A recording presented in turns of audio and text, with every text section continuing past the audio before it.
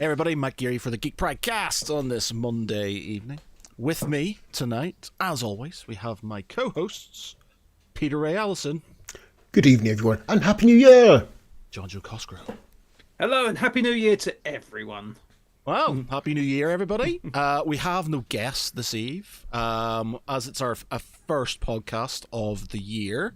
We were meant to have one last week, but Matt, if you've ever seen Jeff Daniels in Dumb and Dumber, that was me all week. I was thinking more like Linda Blair in The Exorcist, with the kind of spinning head around and vomiting pea It was soup. grim. I just started started out of the blue on Saturday, and it was a full week of just feeling grim. Was it a hacking cough? No, it was just like I was just off. I was on the toilet like constantly, like out of a bit too nowhere. much information. Yeah, so it was just pretty grim. Have you seen the meme of Jeff Daniels on the toilet? That was Harry just going. Oh! No, the reason why I ask is there is a bug doing arounds this time of year. They said it was Novovirus or Norovirus, yeah. Norovirus, yeah, that's it, or something like that, yeah. So possibly that. But yes, Happy New Year, everybody. So no guest, but we are going to potentially. Oh no, we are. I say potentially. We are going to discuss 2025, the best of 2025, what we thought of. There is a nice article that Pete compiled on the website currently of this, where some of us did the best of 2025, but we're going to discuss this now and see where we go with it. But first things first, ladies and gentlemen, before this podcast started, the inflammatory words that came out of Peter Ray Allison's voice, mouth box, were just, I have to share them with you. Basically, obviously, Jonjo was saying how Lord of the Rings, the trilogy, is now coming back into the cinema. An extended edition is back in the cinema. You can go and watch it in all its glory, the way it should be done. And Pete had the audacity to say, I've seen them once, I've got a good memory, I don't need to see them again. Why would you, and these are the words, waste your time? Why would you waste your time? Well, the caveat being when there's so much good stuff out there that you have not yet watched. We are living in a renaissance of science fiction, fantasy and horror. There's so much good stuff out there that we literally do not have the time to watch it all, to fully appreciate it. So why watch something again that you've already watched and enjoyed and have that memory of, rather than watch something new and different? Yeah, I kind of get that, but you know. Thank you. 2 to 1. But all I'd say is that. For me, watching Lord of the Rings, I've not sat down and watched that trilogy for probably about 11, 12 years, probably just a little after The Hobbit come to its end. And, you know, The Hobbit trilogy, I did not enjoy. I felt it was very much like, you know, if you really want to see the definition of a cash grab, that was it. That was clear. That could have just been done in one film, maybe two max. But instead, no, they made it to 3 films. And even more insulting, they actually brought out extended editions for all 3 Hobbit films as well. Hang on, where are you mining this stuff from? You've already. Has anyone watched the extended edition of the Hobbit films, Matt? No, I can't bring myself to do it. Wow. Now, audience, I'd like to fully appreciate that Matt is a massive fantasy nerd and he loves Tolkien. And even Matt cannot watch the Hobbit films extended version. Yeah, let's sink that in for a second. Yeah, again, I just couldn't get, you know, the book, like The Hobbit, and I try to justify it to myself. The Hobbit as a book, it's a children's book. It's very short. It's not it's a bit silly. It misses out a load of stuff. There's a load of stuff in it, which the films, in their defense, sort of flesh out a bit, which I don't mind. But they didn't need the necromancer thing. They didn't need 3 films, and there's a lot of it that I was just like they over CGI'd it when the original films were all sort of more practical effects. And some of it I liked, but like it was just it did nothing. Like I didn't come out of it and I watched all of them in the cinema because it was like a tradition, and with our family we would go and watch the original. We'd watch the Lord of the Rings, and we'd watch the next year we'd watch the Lord of the Rings on DVD, then go to the cinema, watch the next one. So we did it with the Hobbit films because it was a tradition. And like every time it came out, sort of kind of wanting myself to love it and couldn't. Like I didn't hate it, but it just didn't do anything for me to the point where I had zero interest in watching them again. Like now and again, I might watch a bit of them on the TV when they sort of kind of are just on, but I don't get any feeling from them whatsoever. There are moments in the Hobbit trilogy that are enjoyable. Yeah.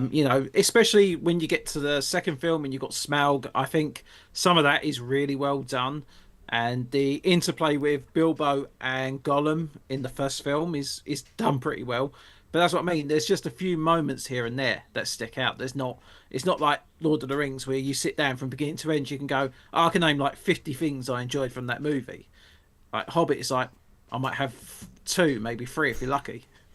Like the whole thing, it's not about watching the film again. Like this whole thing about, it's like, I'm gutted. I probably won't be able to get, my friends trying to get me to go and see them in the cinema, but it's just like, I went to see the first one in 2000. I was just out in university. I went with my girlfriend at the time in the Printworks in Manchester, and I gave it when it finished, because it was something I was like waiting for my entire life. Like after, it was just there, and it came out, and I clapped. I was just so blown away by it, and it just became such a big, massive part of my life because it was just like everything I wanted. I wasn't even too bothered about the fact that like it didn't.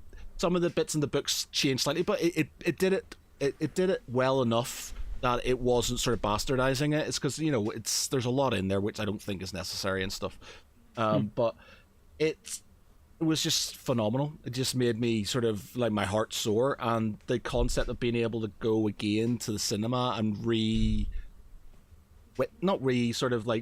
that moment again, in a cinema, I think's the point. It's just like, it's not about just because I've sat and watched Lord of the Rings trilogy extended editions and commentary and stuff loads of times.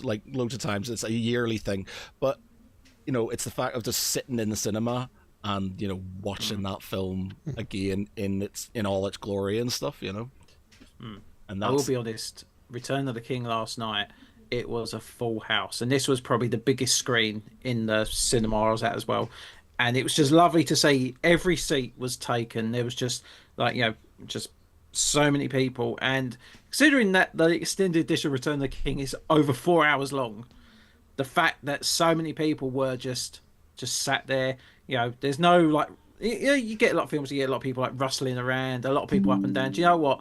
I think I maybe saw throughout that whole film maybe 2 or 3 people actually got up during the film. So it's they must have the ladders like steel. Oh, I'll make sure I went to the toilet just before the film started. They didn't have an intermission or anything? They didn't do like ice cream? No intermissions, no. Well, I'm sorry, just the bladder during. Yeah. I mean, one thing I will say, there's some films that are best seen at the cinema. Lord of the Rings films, the Avatar films. But the others, if you've seen it at home, do you really need to see it at the cinema as well? And it's just one of the things of, yeah, I mean, and also for myself, it's like, I've got 3 children, I'm married, a job, so my time is finite. And trying to kind of find a time when we can all go to the cinema, and that's when there's something at the cinema we want to watch, when rather than just watch it at home. Yeah. I think that is a valid point, because like you were saying earlier, if it's something that you've got all this new content that is coming out, stuff that we probably not experienced before, but then I've seen a few things in cinema over the last year that I was obviously too young or was not in existence when it came into the cinema. So having that opportunity was quite good. So that's fair. Yeah, I mean, like this year I got to see the first Spinal Tap film in cinema, and I'd never really.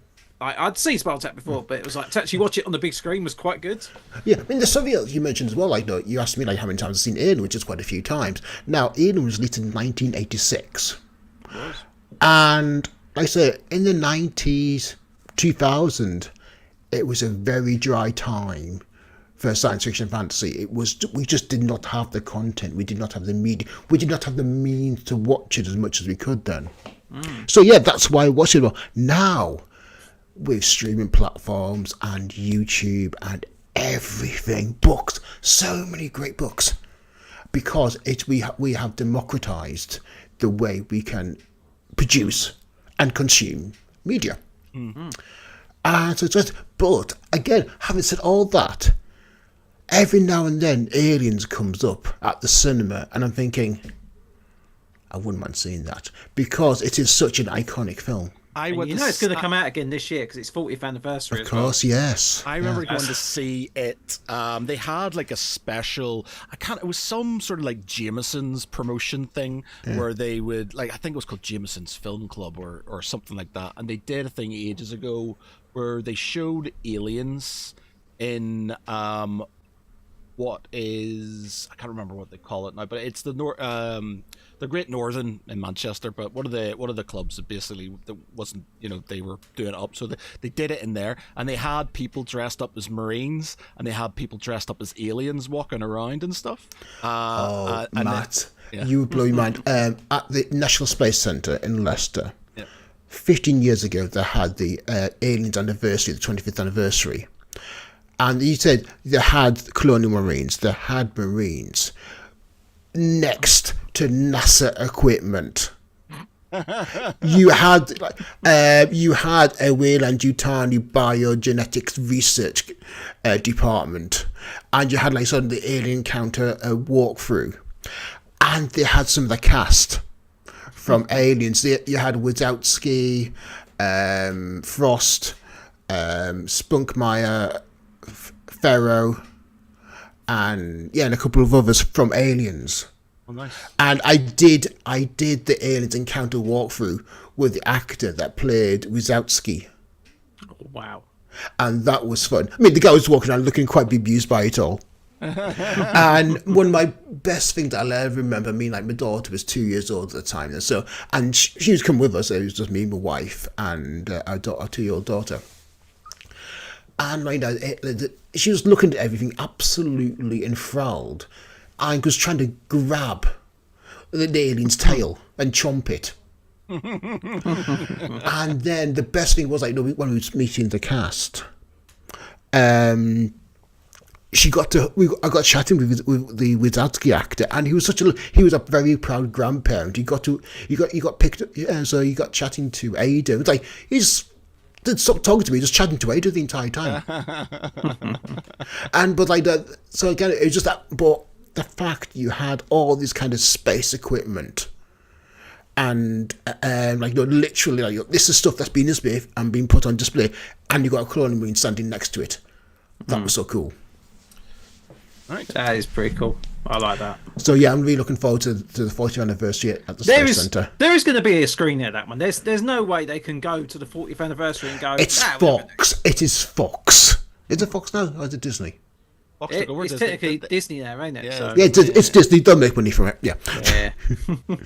Okay, well, before we move on to our 25 in review, a mini announcement. We got an email from the guys at Million Podcasts, which is a website that sort of rates podcasts. And allegedly, we are in the best 25 podcasts in the UK for geek for the geek genre, and we are residing currently at number 12. I'll take that. No, number 11. I lie. We're we've 11. grown since the last 2 seconds. It's good. Number 11. Yeah. Number 11. Okay, we are in the top 11 geek podcast in the UK. Yeah, that is something to celebrate. Really, yeah. Good on you, Matt. That's pretty good, guys. Very nice. I might have some prosecco. Can we? Actually, I have got some fizzy water here. We can fizzy water. Yeah. Okay. Wow. That's good. Yeah, congrats, guys. Very good. I'm sure we'll have some good guests on this year. We'll make sure we promote that. We are one of the top podcast. So that's what we can do on the like when we reach out to people. We're in the top 11 podcasts. So Well, 11 out of 30 is pretty good. that's still good. I like that. Yeah, to get mentioned on that is good. Yeah. I mean, we have gained recognition, which is something that most do not. I mean, there's so many podcasts out there that do start, do not gain the traction, and fade away. The fact that we've just been stubborn, just kept going and talking, no matter how few are listening. It's a long time. I'm trying to think when we started doing them. No, Matt, you do not think about the past. The past, when it's past is prologue. It was Google Hangouts and stuff. We were doing Google Hangouts ones from like. Rest in peace, Google Hangouts. Like 2013, I want to say. Back in the day, yeah. So before Brexit. Wow. Yeah. Technically, right? Because I've got this on. Technically, this is our third season. And there's been 100 and I want to say 130 episodes, and it's the third season because it's our third incarnation. So our first is technically when we were doing it way back then. Then the second one was when we sort of kind of got our head, and then third season is when we started what we do pretty much as we are now. Yeah, but when I started, I came into the third season, didn't I? Yeah. So they always say the third season's the best of the show. So yeah. Well, yeah, it's got me. Third season. But yeah, okay. So, are we starting this? Where are we going from? Okay, I think like the structure of the article I compiled, we'll basically like each name our favourite film, book, television series, game, and event. I am gutted, by the way, because I've just thought of a TV series. When you said, what about TV series? I was like, oh, there was nothing there. And there was something in 2025, which I completely just forgot about. And I'm absolutely kicking myself. Well, in that case, then, Matt, we'll start off with the best TV series of 2025, and you go first. Andor season 2. Of course, yeah, I've forgotten about that. I completely literally I don't know what it was. It just didn't come into my mind when we were doing the article, and I said, what seasons like? And there's been stuff I've watched and I've enjoyed, but then I was just thinking, but Andor season 2, some of the greatest Star Wars stuff that has ever come out, and it just passed my whole sort of kind of thought process, because I think it came out quite early on, so I was just like, I wasn't It was, but also it had a weird release schedule because it was 12 episodes, but it was 3 episodes a week, so it did. Obviously, as quickly as it was released, it was done. Yeah. So but just with Andor, what an absolute, the whole thing, both seasons, what they need to do is a sequel to Andor. Yeah, like in a movie. What, you mean like a 2-hour film? Yeah, a film like tying up all the loose ends. And Matt will really love it and go on about how it's one of the greatest Star Wars films ever made, and nobody will believe him. And then they'll have to make a series before it just to justify how good it is. Do you know what? Because obviously this is something I'm going to have to admit to Matt, and I know that. Obviously we can't see him, but everyone else can see him on the screen, so his head is about to swell to 3 times its size. But I rewatched Rogue One just shortly after Andor season 2, because I was always very much on the fence when it came to Rogue One. There was bits I liked, but overall I didn't feel I took it in as much as I could. I would have to upgrade my personal review of Rogue One to... I'd probably have to say now an 8 out of 10. Ooh. So I did an article when it came out. I was that's how much I loved it. I said Rogue One better than Empire. I was just I just loved that film so much. I'm not agreeing with that bit, but better than Empire. But it's just Andor. Yeah, that's some Star Wars is Star Wars. It's like space wizards and things like that, and it just gave you that. I think one of the best things that can be done with Star Wars is you can tell very different stories in the same setting and universe. If you could look at Andor, if you look at Acolyte, if you look at The Mandalorian, all explicitly in the same universe, but they're all very different stories. Yeah. And Star Wars as a whole is better for it. Now, I'm going to get flamed to hell for saying that. Because, who cares about Acolyte? Well, I enjoyed Acolyte. So did I. I've not seen it yet. It was a really good exploration of what the Jedi are And the fact is, it just basically, what if they're not infallible? And I thought, yeah, okay, let's explore this. And it did good. It's good. It can explore the Jedi and the Sith. And there's a lot of ambiguity there. Kind of like space cops, they were to a degree. It was like they almost had that, lightsaber first, ask questions later, which was a bit. Yeah. I was a bit. I don't know how. I don't know how I was feeling about it first, but I was like, actually, I'm enjoying this approach because we've not really seen the Jedi. You've not seen it. You've always been seen as absolutely flawless, above the law. They are they are the greater good. But what if they're not? And the fact that technically in the Acolyte, there's hundreds upon hundreds of Jedis as well. Yeah. That it's not like when you get to the prequel trilogy and they go, there's like 50 or 100 Jedis or whatever there is around the universe. But this is when at the time there was just hundreds, the High maybe Republic. thousands of them. Yeah. And it's intriguing, and I'm still ashamed that obviously it had a lot of internet bashing for the Acolyte, and I think part of that is what's killed off a potential season 2 as well, because I think season 2 would have been done really, really well. They're set. I wrote an article discussing all these loose ends that were just left dangling about Chimera. Is he the stranger? I mean, the stranger. Chimera was kind of his cover's name. So would you really kind of call yourself the name of your cover? No. So he's the stranger. Is he Sith? Maybe not, because he always says, "I am what they would call me the Sith," but he never says, "I am Sith." Which again, I love the ambiguity in this kind of this grey area, and that's where stories thrive. But yes, anyway, so Andor season 2 for Matt. Yep.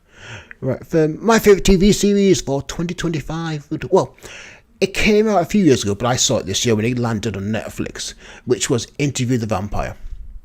Not seen it. You'll probably hate it, Matt. Obviously, it's based on the Anne Rice book of the same name, released in 1979. There was a film made in the 1994, starring Tom Cruise and... Everybody's seen that. Yeah, everyone's seen it.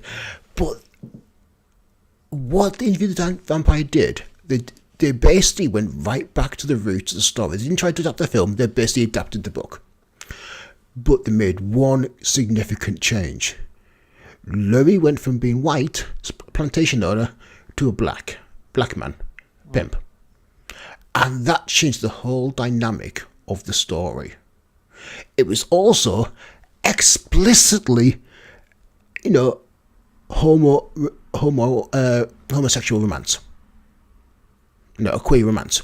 And they went into that, and they kind of brought the kind of queer subtext that was in the book right to the fore.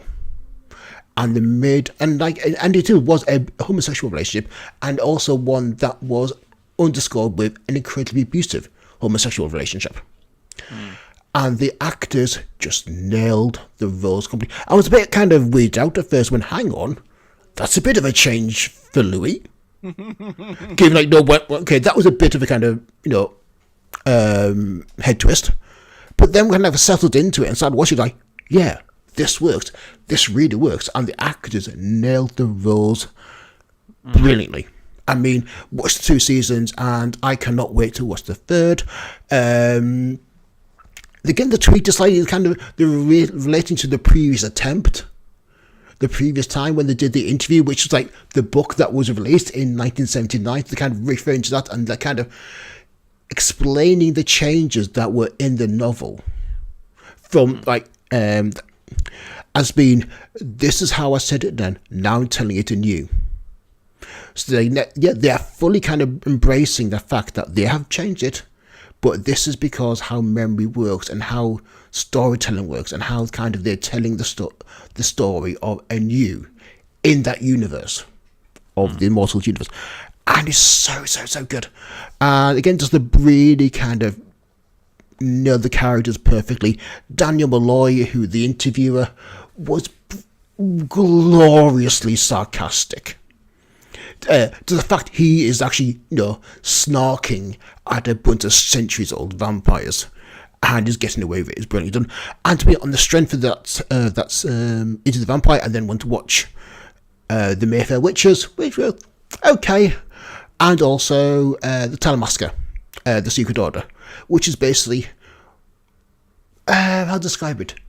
Supernatural academics. Okay. Basically, what if those university professors out there that studied the weird shit? And that was really, really done, really nicely done. And I'm slapping stuff, and it's all interconnected. They're kind of like the characters from previous shows are kind of popping up in all these kind of other shows, and it's like, it's interconnected universe, and it fits well, it works, and really, I cannot recommend it enough. If you really want to watch something that's new, different, dark, and has depth. Vampiric. Pardon? And vampiric. And vampiric. Oh, you can't beat vampires. You'll love it. You'll love it. It's so far up Pete's street. It's in his house eating his biscuits. But yeah, I mean, it's vampires. It's fantastic story. It's brilliantly written. It's fantastic characters. And I'm there for it. I remember when that first got announced, the TV show, and a lot of people were saying, well, why do we need another adaptation of it? And you basically proved the point why it was needed, because it's actually a more faithful adaptation. Yeah. It's not butchered. It's not been Hollywoodized to it's not been compressed to fit into it like a 2-hour film. That as well, yeah. And I mean, the first 2 seasons of Into the Vampire was basically probably the first book and a half. Like, so you basically had Into the Vampire and the Vampire Lost starting. Elements of the Vampire Lost start creeped in, but the next one they're going to do is Queen of the Damned. Oh wow! Which is and that's when basically the Vampire War, when Akasha, who is the Queen of the Vampires, returns.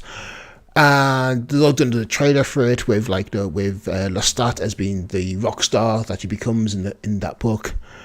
I'm just looking forward to it, and well, please. What about you, Jonjo? So, there was a fair bit of good TV, and one show I did really enjoy, which was very close to being top of my list, was the second season of Gen V, because I haven't watched any of that yet. What? I don't know what it is. I just I don't know. I have these weird things about sort of offshoot sometimes where I'm just like, I don't know if I can watch that. The weird thing is that the only thing I think sometimes makes it a bit jarring is when they are purposely trying to weave in as much of the boys into Gen V, because there is a lot of characters that just drop in maybe for just one scene or one little conversation. It's like, did you really need to have that? Don't get me wrong, have a little bit of interconnectivity here and there, that's absolutely fine, but for the most part, a great show, great series. It was paying dedication to Chance Padimo, who sadly died just before season 2 was due to start filming. So not having Andre, who was a massive part of season 1, but they made sure that his character was honoured and that there was a lot in the story that still referred to his character.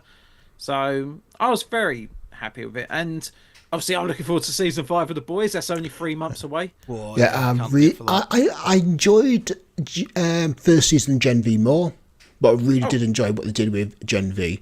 I like Gen V more than The Boys because they're telling a completely new story in the setting rather than trying to follow what the comic book series. And I think that sometimes the comic book series does tend to okay, I'm going to get flamed again here. What the hell? Okay, one of the concepts behind the Boys was to out-preacher the preacher. All right. That is. Yeah. And it's like, okay, let's go more than what did the. Well, hang on. If you're just trying to kind of outgross or outdo or just outshock someone, that's not a story. No. That's just exploitation, shock value. Give me the story, and that's why I'm enjoying Gen V more. There's a fantastic scene in Gen V in the first season where the bi-gendered character, Jordan. Jordan.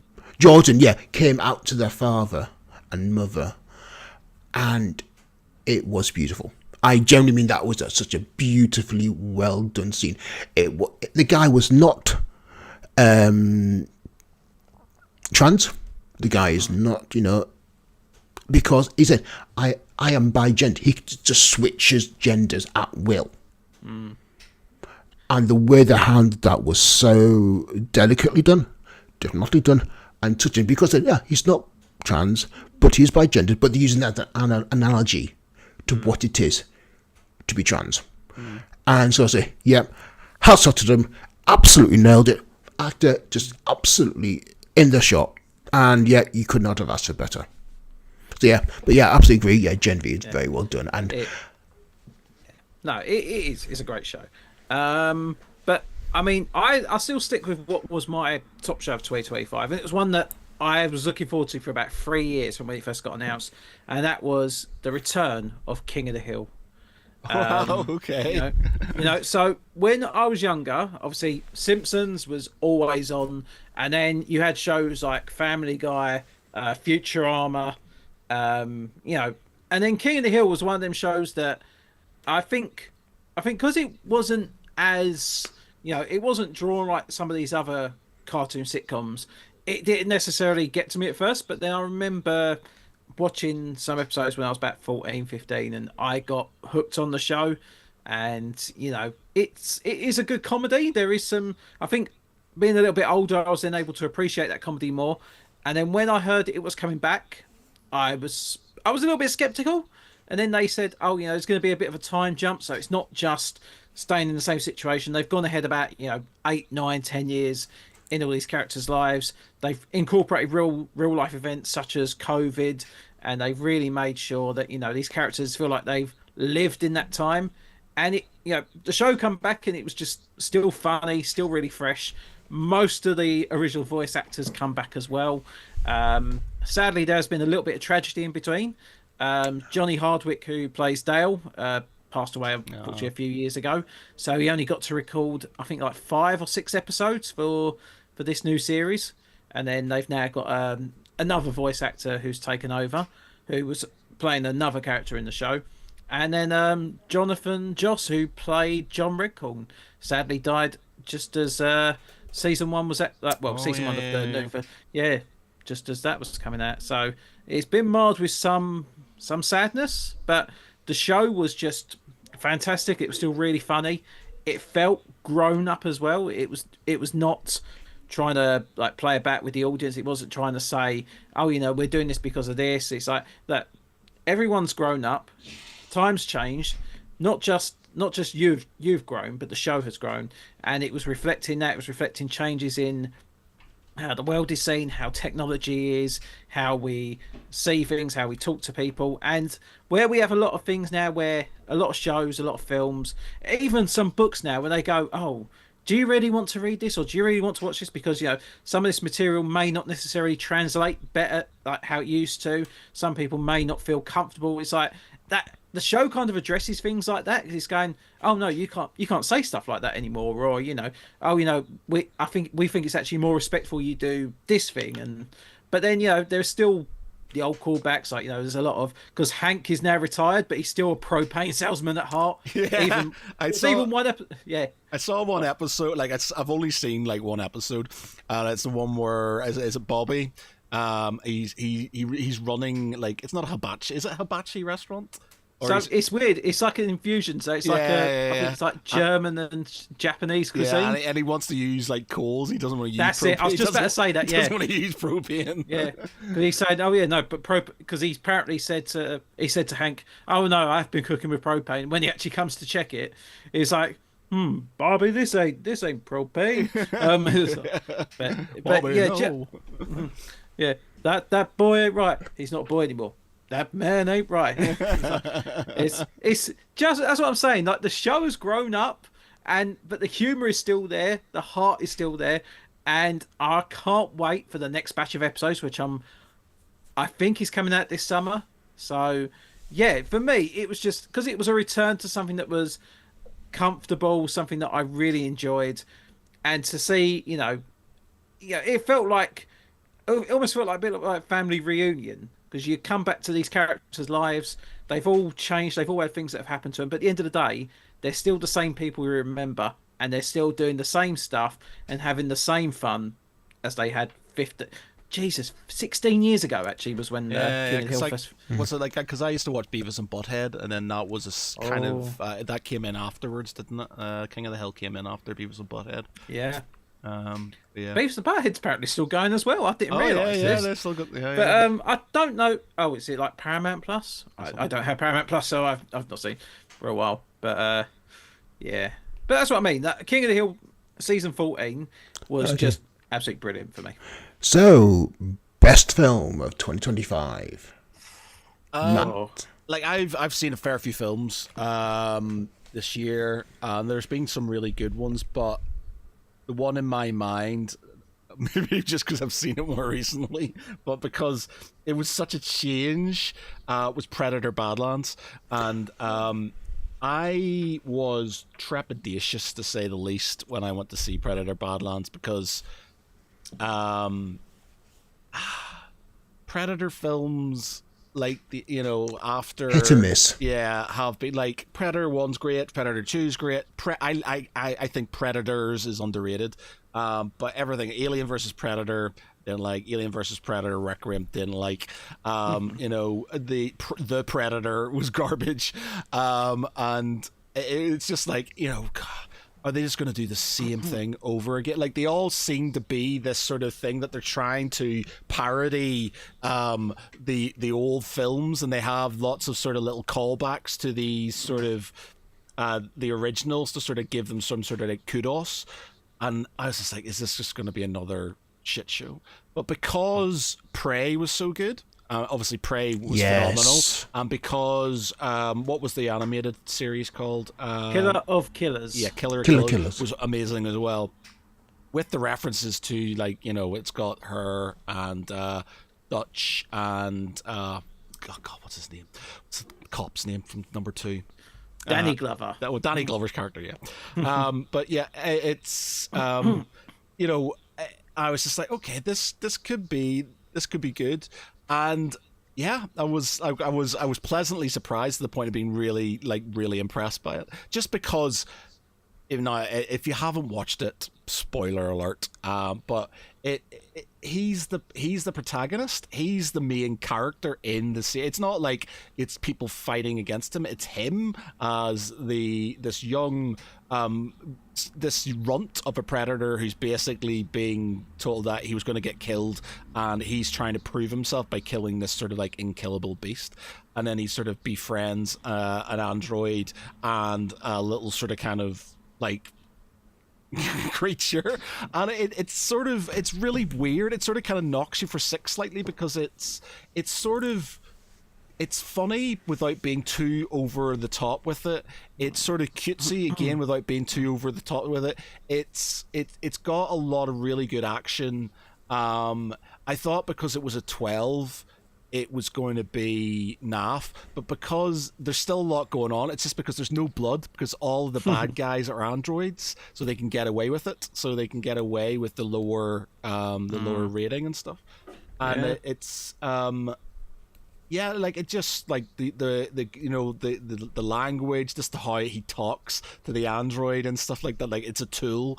And it was a good sort of just change in direction, to the point like sometimes you do need a film or iteration in a story that does kind of shake things up. And Stop it being more of the same. Like, oh, there's a war going on. Oh, a predator turns up that's exploited. Oh, people have to band together to defeat the predator.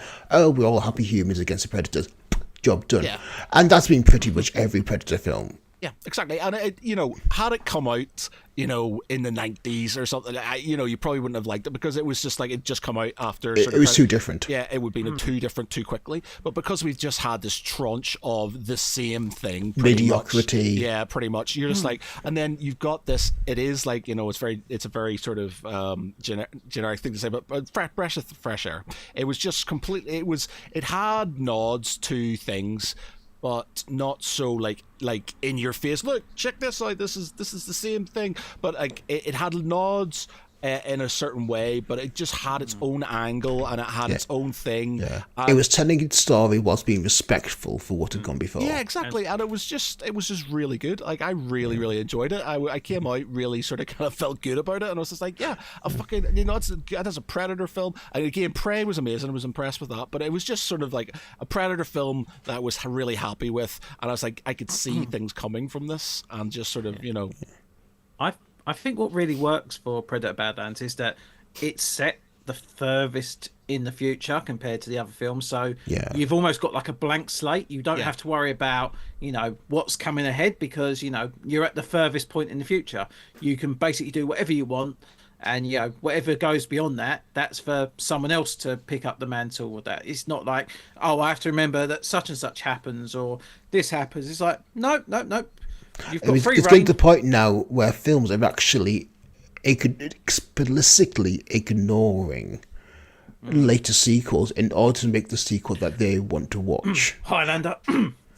Precisely. Or originally it was... Halloween done it as well.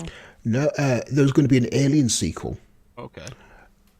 So basically, completely not Alien Free, but it was by the guy that did Blomkamp one. Neil Blomkamp, that had Michael Biehn coming back as Hicks. Yeah, they were. I remember seeing the concept art for that. Yeah. And I was so annoyed that never happened. A wooden planet or something like that. I can't remember. No. That was the original Alien Free concept. Script, yes, by William Gibson, wasn't it? Yeah. So that was, but yeah, there's quite a few. There's a trend in Hollywood to actually ignore the crappy sequels and just make ignore them and just basically redo sequels for a certain film, which is like, okay, yeah, why not? Yeah. Anyway, my favourite film for 2025. Okay, again, caveat is I do not get to see as many films as much as I would like to, but I did go to see. I saw quite a few Marvel films. I saw like First Steps, and I found it very forgettable. Yeah, it was okay. I liked it. I didn't hate it. I enjoyed it, and then it just went.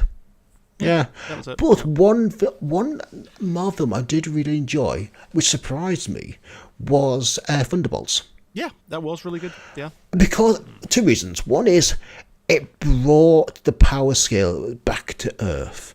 It was very grounded. It wasn't super. It wasn't like, you know, God level. It wasn't, you know, people with like that are effectively nigh indestructible. So therefore, there's no threat.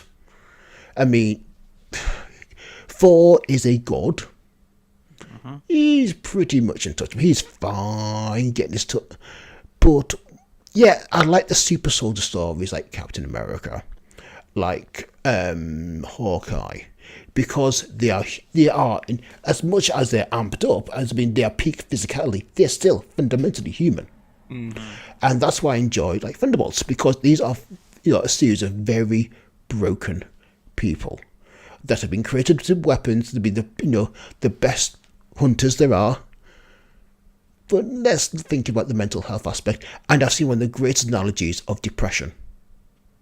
And Bob, I love the fact that Bob. I love the fact his character in Maverick, Top Gun Maverick, he's called Bob. He's also called Bob. He's called Bob. And also, let me Sentinel. Bob is the Superman analogy in the Marvel universe, and basically, what if Superman had massive depression? Yeah. And that's kind of scary. And Bob was scary when Bob, you know, went dark. It was okay. This is why superheroes need therapists. Yes. There was one moment in Thunderbolts where, just as he becomes the Void, and I think it's when Red Guardian, he saves this little girl, and she's looking at him like all admiring, and just all of a sudden she gets like shadowed. Yeah. And I think that was what I actually audibly went, oh fuck. I was like, no. Yeah, that was just. That was honestly, I was like, that's that was a gut punch. So yeah, so that's why for me Thunderbolts was one of the greatest films. I mean, I've not seen Sinners yet. I probably will love it, but Sinners was really good. I enjoyed Sinners. Yeah. Yeah, I've not and seen again, it's vampires. So I was going to say, Pete, I'm surprised. I've seen a vampire Had to film break the that you trend haven't at some seen. point. What's going Come on. Yeah, I'm going to see the Netflix or Amazon Prime. It's very Dusk Till Dawn, but it's got its angle, its own angle, which and yeah, I liked it. It's got a really nice twist to it as well. So, Jonjo, your top film of 2025. So 2025. I mean, I saw a lot of films this year. The one that I liked the most, and probably the one I went in knowing the least about beforehand, was Weapons. Oh, there's such good things about that film. And I take it. Have either of you two seen Weapons? No. Right, I will not. Please spoil- don't. No. I will Please try don't my spoil best it. to hold back as much as I can. But all I'll say is that it starts off with this great mystery that in this classroom of kids during the middle of the night, 17 children run out of their houses, no explanation. They just disappear, and then the school goes into chaos. And there's all the blame game. Is it something to do with the teacher in the classroom? Is it to do with the one kid who is still present in the school? Is it to do with one of the parents? Have they got any knowledge of what's going on? It's there's a lot of mystery. There's a lot of like just odd feeling all round. But at the same time, there is a pace to it that it's told in chapters, so you're getting perspectives of all your main characters. You're getting to see sometimes some of the scenes are almost repeating because it's going in that sort of sense, and in some of them there is a bit of like a time jump, like going forward a day or two. But all I'll say is that I went in knowing almost nothing about it. I was entertained. I thought for a horror film there was some great creative choices that were being made. There's some comedy that I was not expecting. I found myself chuckling a fair few times in that movie. There are some moments, especially when there's a couple of characters who, if you've seen it in the trailers, there's a couple of characters that do, without giving away too much, go on a rampage and they're going on a murderous spree. And it's, and there's also, not to say it, but it's almost like the Naruto running as well. So like their arms are down by the sides like that. No more. No, that's what I'm saying. I'm not going to say any more. But Good. all I'll say is just fantastic. Julia Garner, who we've seen recently in Fantastic Four as the Silver Surfer, she is excellent in that movie, as is Josh Brolin. As always, he is masterclass. And Benedict Wong as well. Never a bad role from that man either. But yeah, it's just a great film. It's really entertaining. And the best thing is, Zach Gregor, who made Weapons, he is currently making the new Resident Evil film that's coming out this year. Ooh. So, and trust me, if it's half as good as what Weapons is, we're in safe hands. We're in very safe hands. I must admit, one of my guilty pleasures is the first Resident Evil film. Because you had zombies, Mila Jovovich kicking butt. I was fine with that. And that laser room scene is still... Yeah. Vicious. It is delightfully vicious. So poor Colin Salmon. And so now we've done the best film TV series. Now best game of 2025. I've not played loads. Because I just sort of have specific games I generally play and then sort of play them forever. Like I've been. You got all these new games out, Matt, and you're playing the old same stuff all over again. Yeah. Why would you waste your time?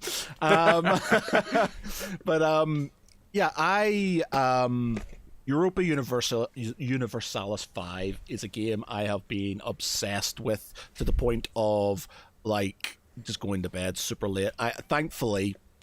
I stopped over after Christmas because I had other stuff going and I haven't got myself into that sort of kind of hyper focus of getting back into it again. But that game, Paradox games are notoriously complicated, like really complicated. Oh yeah. And me and my brother and stuff, we play some Stellaris, which is complicated, but it eases you in very quickly because with Stellaris, you're like you start on a planet and then you expand out. And then you bump into people and then things. So you've got time to think about stuff. In a lot of the historical ones that they do, you're pretty much just there and shit happens instantly. And you have to learn everything really quickly. So this game, it was sort of penned as the biggest one they've done yet, to the point where every single individual that existed in 1337 exists in the game. So every population that there was is in the game. They've got it's huge, to the point where like the city, the town where I'm near where I'm from, in Carrickfergus, Northern Ireland. The castle's there. Like you can go to the castle in this game. Like that's got all these regions and stuff. And I basically spent a week egging myself on. Am I going to get this game? Am I going to get this game? And I did YouTube videos. I looked at it. I went, right, I'm going to get, and I did it. And I didn't play it for ages. I just sort of watched YouTube videos and stuff. And then I played it, and I started going along with the YouTube thing. And then I realized that I was passing what they'd said, and I was just doing my own thing. And as soon as I got my head around it, and as soon as I got past that whole point of, oh, this is too complicated, it wasn't, and things started to click. And it's just an amazing game. So in depth, so much going on. It's one of those ones where you'll say, oh, I'll just keep it going for a little while longer, and you'll check you go, oh crap, it's 3 o'clock in the morning, and I go, oh crap, and yeah, so absolutely loving it, to the point where it's hard that like if I'm playing as England. And you start in the start of the 100 Years' War, and you're pretty much thrown into it straight away. And I've managed to win the 100 Years' War against the French. I managed to take up most of their northern, western, and sort of kind of southern coastal territory. I'm sort of kind of making my way into Ireland as the English did and stuff. I'm sort of got my eye on Scotland at the minute, because like, oh, you'll be a part of me very soon and stuff. And yeah, just they're updating it quite regularly and stuff. And yeah, a really, really in-depth game that I'm absolutely loving. And if you're worried about it being too complicated, there's, as long as you get your head around certain sort of things about the resources, that everything else just kind of falls into place. And you know, it's just do a little bit of research beforehand, and then you'll just love it. It's an amazing game, loving it. That's fair. Yeah, I mean, I do like Paradox games. I mean, I've just keep playing BattleTech. I keep coming back to the BattleTech game. That was published by, because it's just such a huge game. You'd never ever truly finish it. Yeah, well, and the thing is, they're so like like Stellaris is really old, and it's not been like, they've not updated, bar sort of adding DLC. They've not, you know, it's been going for a long time and stuff. It shows you, you know, a good game that, you know, it can go on for so long with just DLC and still be running and stuff. So it's just like, you know, the Mass Effect games are a prime example, because there's so much DLC, especially 2 and 3. Yeah, exactly. That just kind of expanding the world, expanding the stories, you know, giving more background to their characters, and just like, yeah, I'm all for that. Yep. Yeah, but yeah, anyway, my favourite game of 2025, is probably no one, is Vampire the Masquerade Bloodlines 2. Oh, Pete, I've got a bone to pick with you about that game. I put you in my I put that because you were going on about it. I was like, right, I'm going to throw Pete a bone. I'm going to do it in my. I've got a fantasy league, gaming league, where you sort of pick. Basically, it's kind of like fantasy, but you pick a game, and based on how well it does. Depends how many points. Oh yeah, it has. You know, I mean, it is a controversial game. I think it is the best game that they could have done, given the fact it has a very potted and prolonged development cycle. This is a game that has literally changed developers from Chinese studio, Chinese room, to a completely different one. And the point when the developers were saying, listen, we do not want to call it Bloodlines 2, because there's so much hype and expectation based on the original 2004 Bloodlines, that we do not want to kind of have to try and live up to something that people have got their own preconceptions about. It is a Vampire the Masquerade game, but in their own way. And it's different, it's new, it's challenging, and it's more Vampire the Masquerade, and I'm all for it. It's got some great characters, great storytelling, it's set it very much, it's telling a very different tale to what Bloodlines, the original Bloodlines game was. But that's like say, it is controversial, and because people were so disappointed by the fact it wasn't Bloodlines, because no game is ever going to be like Bloodlines. Bloodlines was released in 2004 and broken Less than like it was inherently broken when it was released. The point where that the only way you can now play it is if you install fan mods. Right. Oh, Literally, Jesus. the fan community came together and patched the game on voluntarily. Not developers, not programmers, not publishers. The fan community came together and patched the game so it was playable. Not better, playable. I'm not a Vampire the Masquerade person. Yeah. You know that. But I am a big follower of video games, especially when there's stories of games that either get delayed, outright cancelled, change things like that. So Vampire the Masquerade Bloodlines 2 is one of the ones that I've heard about so many times. Yeah. You've heard about when like I say, they've had change developer, they've had multiple delays. There's been stories I've heard where they basically took everything that had been made, they went, no, we're going to restart. We're going to do it again from zero. It's like... So, I mean, in all honesty, people thought for a long time that Bloodlines 2 was not going to happen. Because it was been so prolonged, it's so potted and almost, I would hesitate to say, disastrous development cycle. Mm-hmm. The fact we have got one, Bloodlines 2, is an achievement in and of itself. And the fact it's just basically a game where you immerse yourself in life would be in the world of darkness, which is inherently different. I mean, just as Bloodlines was kind of radically different to the other video games around at the time, so it's Bloodlines 2. And frankly, that's all the better for it. It got like 7 out of 10 for most of the Yeah, I mean, so it's not like there is horrendous, again, but... which is perfectly respectable. Of course, it is, for the better term, average for a game of that value, of that development cost to be rated. But there's so much hype there based on the expectations that people are expecting a 10 out of 10 game. Well, a 10 out of 10 game is flawless.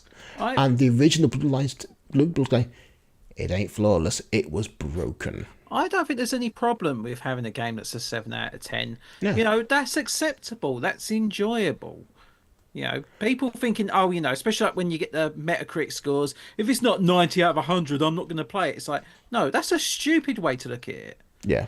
You know, just enjoy the game. Yeah, enjoy game, and you'll find that at 7 out of 10 score, 70% score, that is a perfectly average game, perfectly decent game. But some people, I mean, but also that is based on the critics' perception. It is not necessarily on everyone's perception.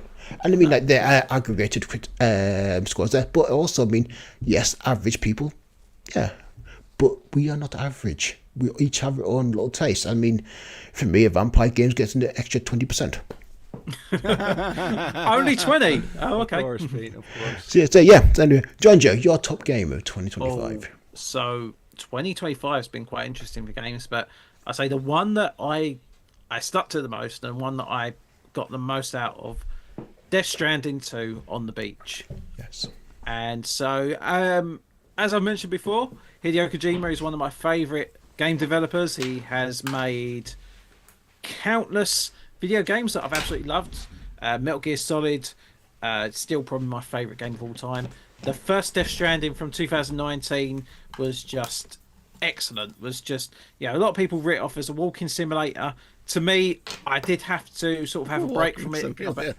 It was a walking simulator, really. But it was. The thing is, the first time I played Death Stranding, it took me a little while to get into it. I did sort of step back, but then I gave it the time, and I found it to be really rewarding. And with the new one, there is, you know, it expands on the story, it expands on a lot of the lore that Kojima has created in this world, and you know, there is a lot of twisty turny stuff. There's a lot of big creature things that come out of nowhere. There's a lot of things that happen that make absolutely no sense. There's actually one point you get into a fight with a pizza chef. If you know, I've seen a video. Just why not? Because why not, Kojima? You know, just you keep doing you. But yeah, and there's some weird time travel stuff as well, which makes almost no sense. But because it's from Kojima, it's fun. It's really, really good. I think the mechanics are a lot tighter. The battle system in this game is a lot easier to handle. I don't feel it's as bogged down with the travel side as what the first one was. There is still obviously a lot of traveling because that is 90% of the game, but it doesn't feel as dull sometimes as what the first one did. But ultimately, I really enjoyed the game. I really hope this is the end of the franchise. As much as I love it, I don't want there to be a number 3 because I think this has done everything it needs it to. But to me, this just proves that Hideo Kojima can go into a new project and he can not just bring out this new project, but he can then still expand upon it. So like he did with Metal Gear Solid, count like sequel after sequel, bringing out this story, bringing out the weirdness. That's what he's done with Death Stranding. He's brought the weirdness. It's still fun. And I really can't wait to see what his next project, which is the OD Knock game. I can't wait to see what that's going to be like because that looks terrifying. But I'm hoping it's going to be a lot of fun. Okay, yeah. Okay, so our best book of 2025. Matt, go. What have I read? History. I have read a lot of history books. What happened in 1485? No, I'm currently listening to something that relates to the 30 Years' War. Actually, no, I'm listening. I'm sorry, something about the 30 Years' War currently. But see, I don't know if it's counted as 2025 though. I'm just trying to see what it's released. Yeah, if you read it or listened to it this year, go for it. Okay. Well, it is, and I'm just seeing. I'm just checking. And I know it's not. It was 2023, but I just got into it recently. So, actually, no, it's not. That's the wrong one. This is the one I'm looking for. Let's go for the information on that. Title and details. No, we said about trying to keep this podcast tight. Yeah. Okay, 2024. It was released in 2024, so close. But yeah, it's The Mercy of Gods. It's James A. Corey, which is a pseudonym for two of the fellas who did The Expanse. So they're sort of top of the head, I can't remember the names, but they wrote The Expanse, and it is it's a book about this human. It's not Earth, but it's Earth-like civilization that is basically taken over by this effectively an insectoid type other race, and they are so beyond this human race and technology and ability that there's not even a fight. Well, there is. It doesn't last very long. And then basically the whole thing about this book is it's about the scientists who they keep. So they basically have this thing where this race goes to different planets, it conquers them, and then it exterminates the people who aren't useful and then keeps the ones who are. And they have this sort of whole thing that there's competition. If you compete and you're strong and you do well, then you move on. Otherwise, you're just discarded. They don't care. And it's basically just about these human scientists who have been brought to this planet and they've been given this place that kind of is meant to represent how they live, but it's slightly off because these creatures don't know really what humans like and don't like. So they've given them things that are sort of like the same but shouldn't be and stuff. It's very good. The way they do it's very good. It's very much like the Expanse. There's a lot of sort of kind of there's a lot of science within it and stuff, but it's just about them talking about how they're going to do it. There's a little bit of action, but there's no big space battles really or anything. It's all about them trying to figure out what these creatures are, what they're doing, what the society is, where they are, what all the other races are doing, blah blah blah. And it was different, and I really enjoyed it because a lot of the books I read and stuff nowadays, there's big battles and there's things going on. It's all blah blah blah blah shit's going on. Whereas this is very methodical and stuff's going on, and it has this sort of creature. And I'm not if anybody ever wants to read it or whatever, I'll not spoil it completely. But it's it's called. No spoilers, Matt. It's called the Swarm. It's pretty early doors on, so I'm not spoiling anything for you. It's called the Swarm, and it's like a creature that inhabits the human body, and but it learns from them while it's inhabiting it. It ends up killing them, but it sort of moves on through, and but it becomes more human in a way as it sort of absorbs these human emotions. It doesn't understand them to start off with, and it starts to sort of kind of, and that whole thing's really good. That sort of kind of, and there's like its connections with other humans and things, and it learning and stuff. So it's got a lot of really good angles to it without being this whole like sci-fi epic. Like I'm sure as time goes, because it's only the first book, and I'm sure there's stuff going on because it's them sort of building up to sort of overthrow this evil empire, I guess. But it's not what you would expect it to be. It literally is just a bunch of scientists in a research facility on another planet trying to work out things and stuff. But it's really good. Really enjoyed it. Yeah. Okay, my top book of 2025 is a bit of a cop-out because it is a role-playing game book, but I just had so much fun reading it.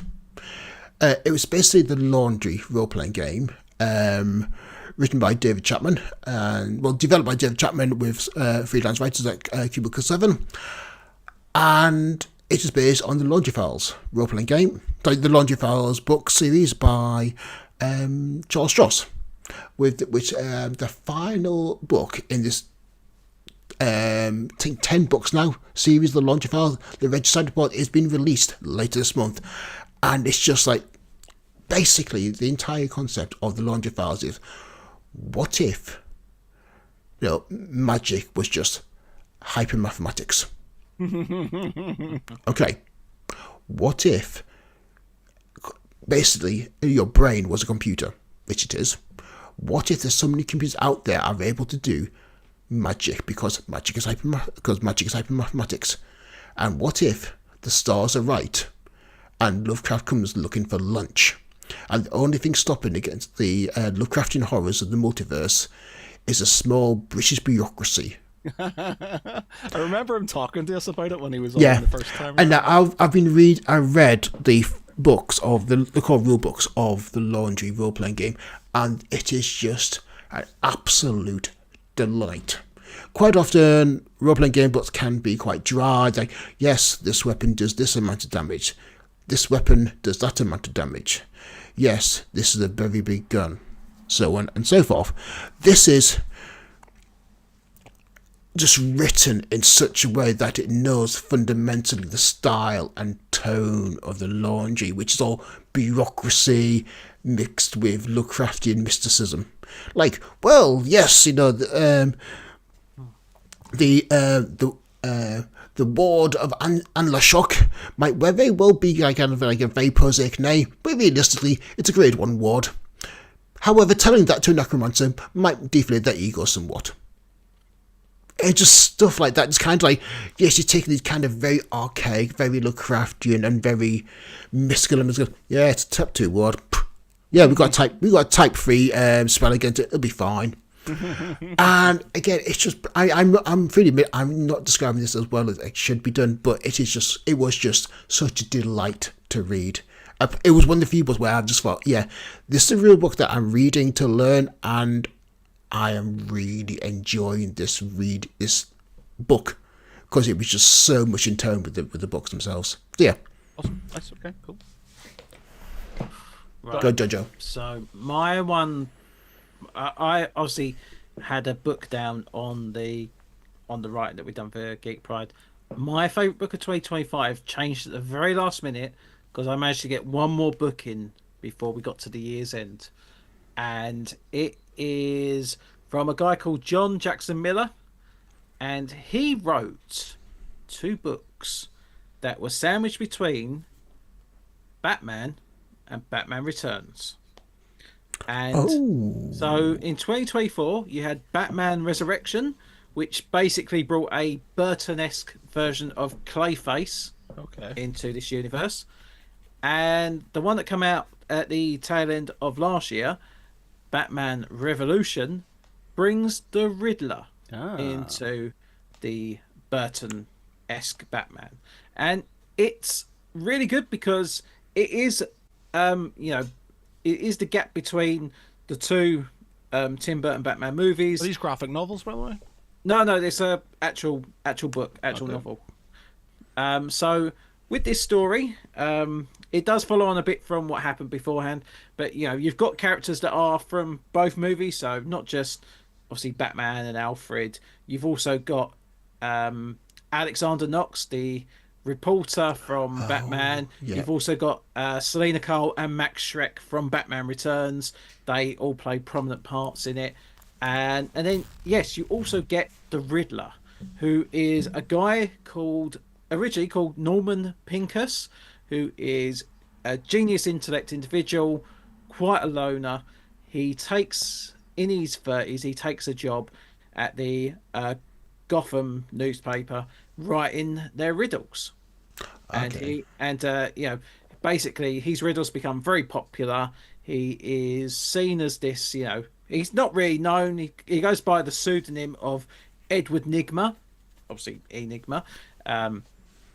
Thank you. And he does, he tries to do what he thinks is right, but he's also his mind is very good at working things out. So when he's a kid, he's able to work out who murdered Bruce Wayne's parents. He is able to figure that out. And as a kid, he writes out his findings and he sends it into the police because he wants to try and help. He's seen the story about Bruce Wayne, knowing that this is someone who's the same age as him, and he feels that, he wants to do something to try and help him out. And then when time goes on, series of events happen. He thinks things are going right in his life. Things are starting to really put him into this big spotlight. But no, everything starts going wrong. He starts falling into the wrong crowd.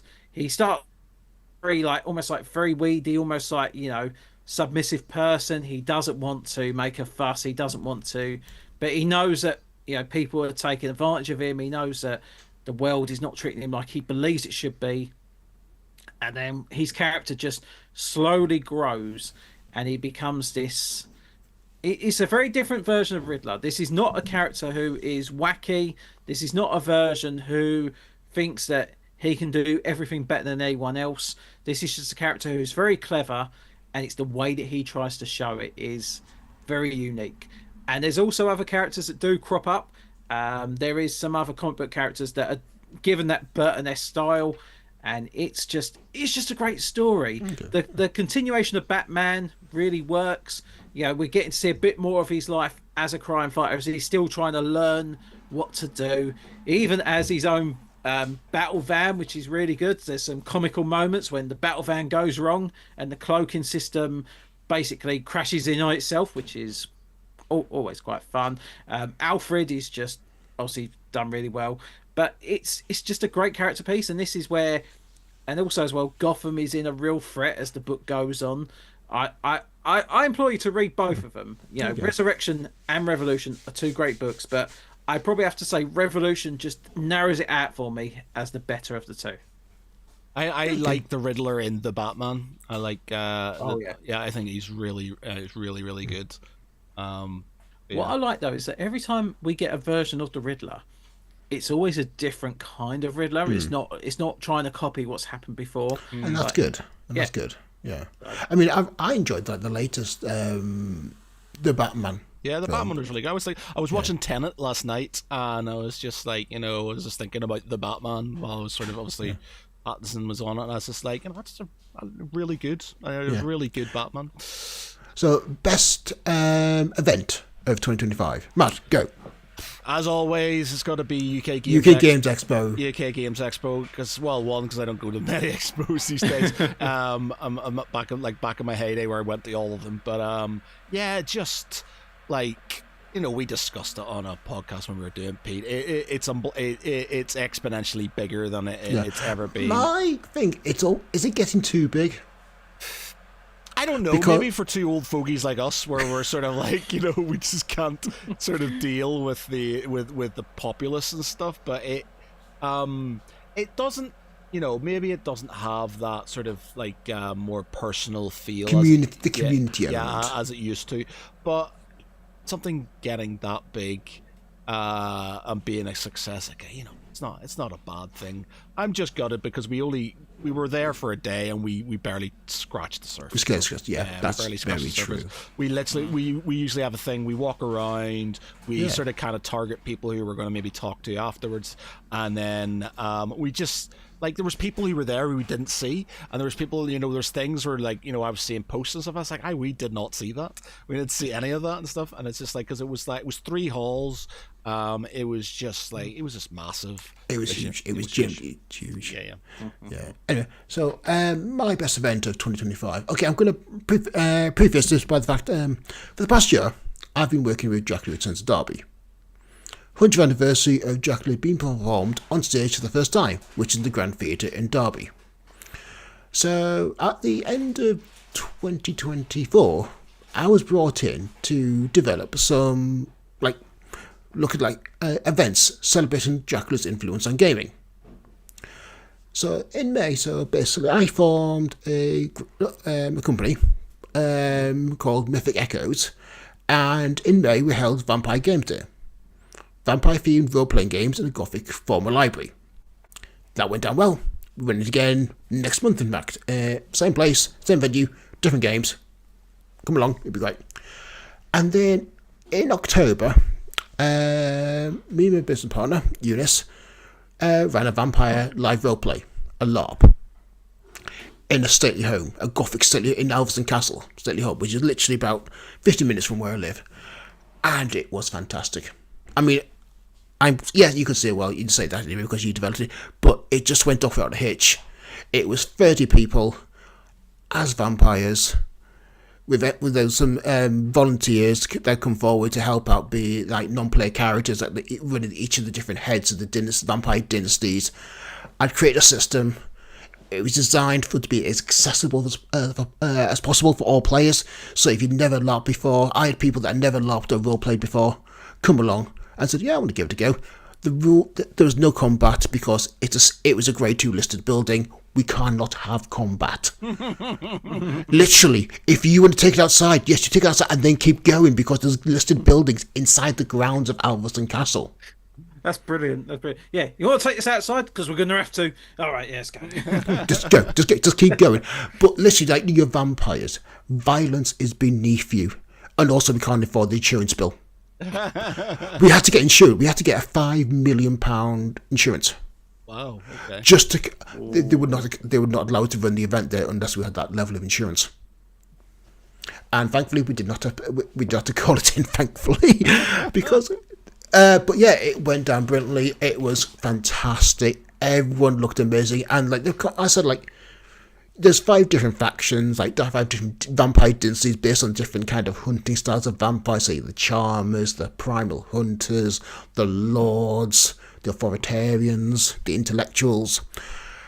And I said to the players, listen, I'm not going to tell you how to play a character. You tell me how you think a vampire would be in the modern day.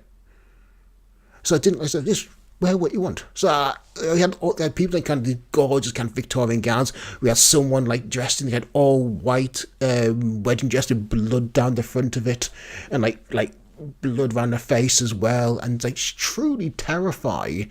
And then never say you had these kind of really gothic, beautiful goths in ball gowns, and it was just such a delightful kind of all the different iterations of vampires. You had Lost Boys, you had kind of 18th century counts and everything, and it just went up brilliant, and it looked amazing, and people enjoyed themselves. And for me, that was probably the best event of 2025. Oh. I even got my daughter in to be one of the, to be an NPC, and she loved it. She'd laughed a couple of times at the Love and Trust events at Locker Park. It wasn't for her because she's not a fan of combat, but I threw her into the LARP and she just had an absolute whale of the time. And the best bit for me was when someone left the event. That was great. I'm going to give Dungeons and Dragons a try now. And thought, mission successful. Awesome, very good. Jonjo, best event of 2025. So best event of 2025. So obviously I haven't really been to many shows for a while. Actually, last one I went to was Star Wars Celebration in 2023. So in terms of the event, I think of big things that have happened in the year. So I had one down on the website. again, I'm going to change what I put down because I'm thinking of the impact that this thing had. Yeah. So, April 2025, all of a sudden one day, Marvel go live on their YouTube channel. A warehouse door opens. Oh, you're talking of that. Someone brings over a chair. Places Chairs. it down, and the chair says Chris Hemsworth. That's it. The camera just stays focused on that for about 15 minutes, and all of a sudden the camera starts slowly moving over, and there's another chair. It says Vanessa Kirby. It's like, okay. And then the chair moves again. It then says Anthony Mackie. It's like, okay. Sad that I remember these in order. But, so, it goes like that every 15 minutes. This camera moves slowly over and over.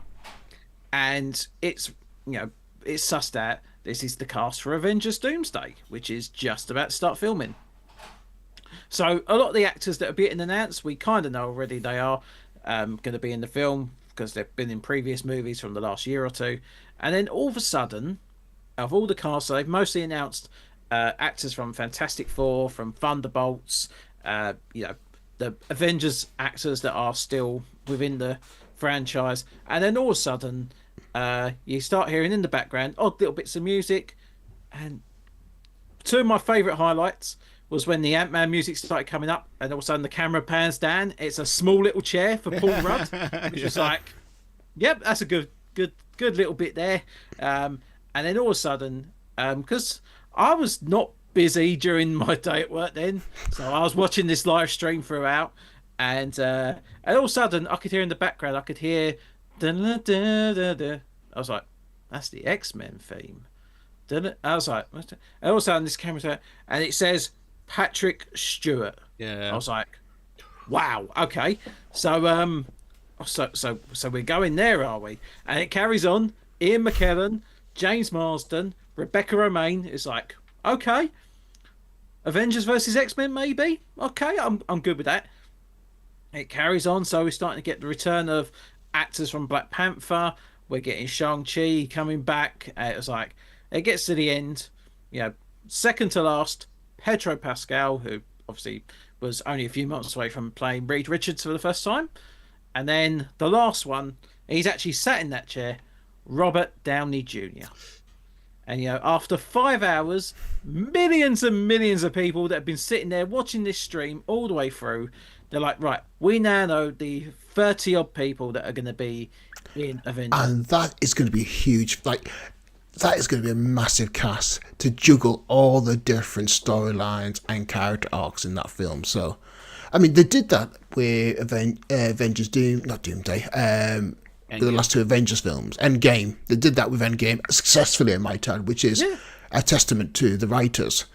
But to do it again, it's lightning in the bottle. I'm not doing the rain on anyone's parade, but let's. I will say, I mean, Doomsday is a film that I've been looking for. Well, Doomsday and Secret Wars. Yeah. But there's been these little trailers that come out every week, giving a little teaser for what's coming up in Doomsday. And there's one bit from the third trailer that come out. So it shows Professor X and Magneto basically, aside on either side of a chessboard, they're talking to each other. And there's this one final scene. Cyclops pulls his visor off, and just the optic blast just takes up half the screen. And that for me, that shot just made me think, yeah, I can't wait for this film. This is good. That's all I needed. Just need that one scene, because I even said a few weeks ago, I'm waiting for something about this movie that's going to make me think. I'm looking for that wow moment. I'm looking for something that's really going to make you put your arm up in the air and be like, yes, kind of thing. That was it. As soon as that visor come off, as soon as that blast happened, I was like, yep, we're in. I don't care what happens now. I'm locked in. I pity for all those people that are preparing for Avengers Doomsday by watching every Marvel film. Oh, God. Can you imagine that? You got Marvel, you're going to be watching X-Men. The likelihood is we're going to probably have at least one of the old Spider-Mans appear as well. Again. Ghost Rider. Yeah, So Ghost Rider. Well, I'd assume it'll be Nicolas Cage. I mean, come on, Nicolas Cage he likes the superhero. He'll do anything. So, He'll do anything. Yeah. As we've Anyway, heard. so yeah, that's valid. That's valid. Right. So yeah. So I think honestly, 2020 has been a good year to be a geek. It has You know, indeed. if you're into science fiction, if you're into science fiction, fantasy, or horror, there's something there for you. And 26 is going to be even better, maybe. Is Avengers Doomsday coming out this year or is it next year? Yeah, 2020? it's December this year, Doomsday. Okay, But so we yeah, have got Avengers. Spider-Man in July as well. Oh yeah, Avengers, and also the new the last Laundry Files book, the Regicide Report by Charles Strausson's like. Do I get that for myself or do I wait for my birthday? Is the Mandalorian film out this year? Or... Yeah, that's out in May. Yeah, the Mandalorian film as well. There is a lot of big films coming out this year. A sci-fi weekender in March. Yep. Good old sci-fi weekender. Absolutely. All roads lead to sci-fi weekender. Absolutely, I'll get some more guests from the event. Yeah, and sci-fi weekender. There's Vampire Game Day in February. There's going to be another Vampire LARP, and yes, so much good stuff coming out this year. All right, Jonjo, hit us with your quiz, buddy. Oh right, okay. So I did originally suggest some themes, some ideas, and then when Peter gave me his, so he said, "Oh, I've not seen any of that stuff," or "I'm not too sure." I was like, "Okay, right, let's rejig it." So I looked at the list that was put up on Geek Pride. So I've done a round each on both of your top films of the year. Okay.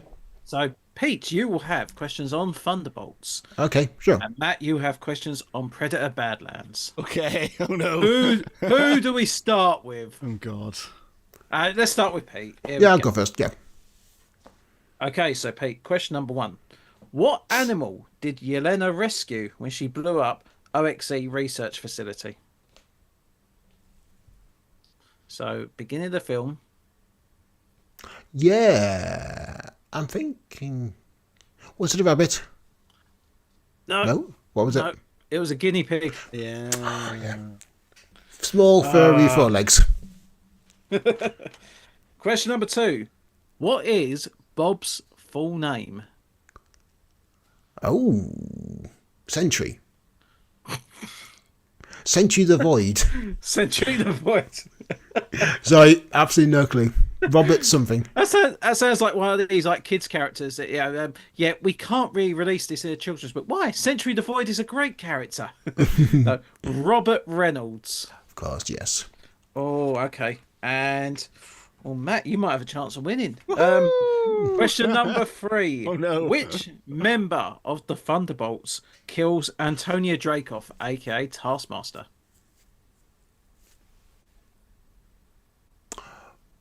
There's a point where the knife just kind of jumped between the different characters, isn't it? Was it US agent? She dies by getting shot. Oh, sure. Okay. Yeah.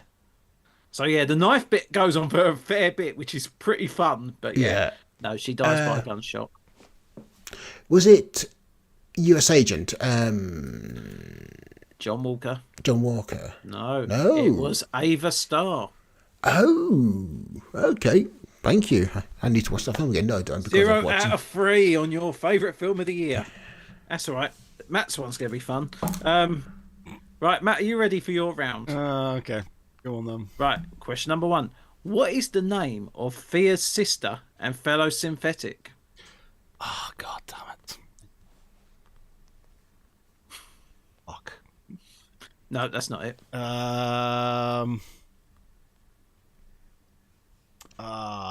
Come on, man. What's she called? Yeah. She's called. It's the same. So the main one is called Thea. Yeah. And what is her sister called? Begins with the same letter, doesn't it?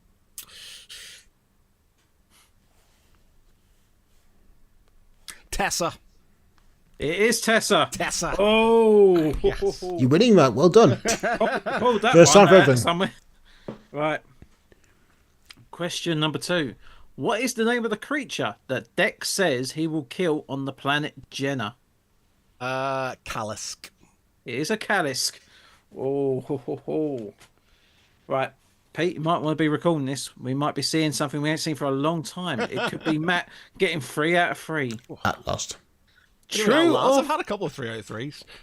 yeah, true or false? Predator Badlands is now the highest earning film in the Predator franchise. Oh man, come on. Is that adjusted for inflation? No, it's unadjusted. True or false? Yep, that's your options. Oh god.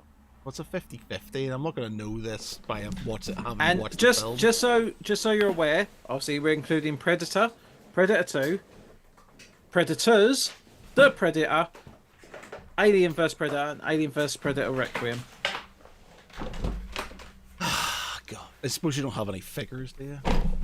God. I know the figure for this film in particular.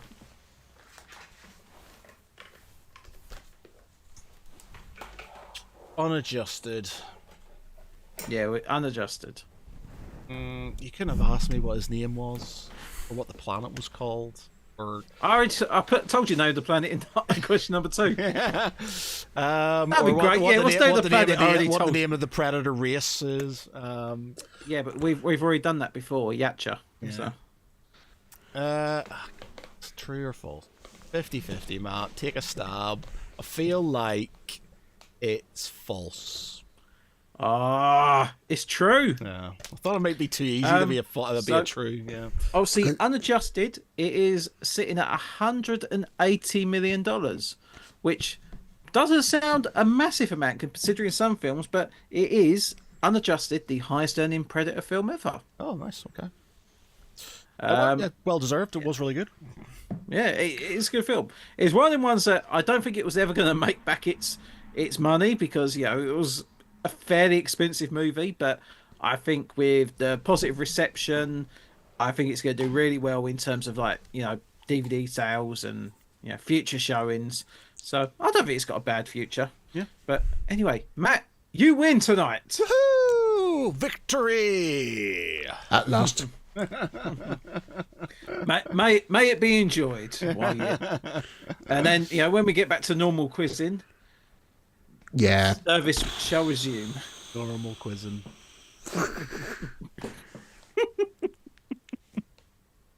Yep. So that's it. So 2025 ends with, well, technically ends or begins with Matt getting a victory. So 2026. Yeah. Start. There you go. So we started 2026 with. Start is mean to go on.